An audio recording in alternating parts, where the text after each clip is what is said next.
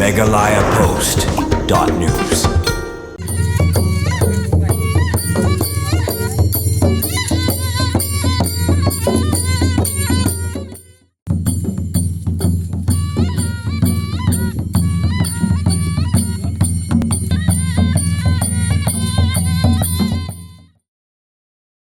Ulat ke Jela Meghalaya, UCH Wijaya Shankar, henne kesni ulalej Banjengo, Yaka Khasi Heritage Village Bakumju, Yaka Khlaw Kentang, Kabadon Haka Jingleit Mawphlang, East Khasi District, Ya ulat ke Jela, Lasenran Langru, Yaka Kenhun, Naka KHA DC, Haka Jingalam do CEM, Uba Penyaj Sings M, Haka Jingadon Langru, Ki Executive Member, Unoelam Kaliang Persha, Uba Tito Starwell Kain, Kinoelam ke Hima Mawphlang, Kirambak Senong, Kisenglong Kmi, Bat Kiwe, Haka ni ke Jingleit Jurip, ulat ke Jela, Ula ai ke Jingiaroh ikipat ba ke Jela, Daka Bakado, Baki Iej, Bat Kinang Bha, Banyada, Yaki Khlaw ki Btap. Ula Konturu, Bakum Kinong Song Snong, Ba Im, Rengkat Bat Kami Mariang, Kide Ban Hikairu, Yaki Wei, Kumno Ban Penyajan, Bat Kami Mariang, Daka Bakunturu, Yaki Bor Penyat Ka KHA DC, Bat Yaki Pat Ba, Ban Nang Yai Shim, Yaki Lat Kelinti, Ban Penek Pensa, Yakarti Dustur, Bat Yaka Jinglong Kerpang.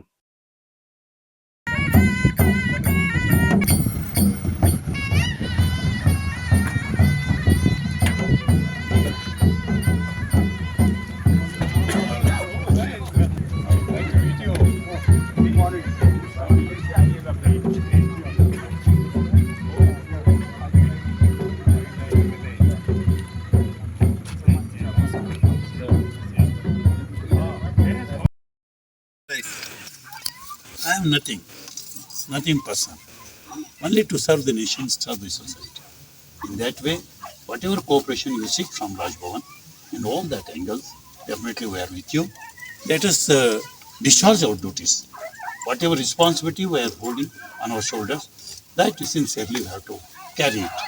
That's all I can say. Once again, I thank MeghalayaPost.news.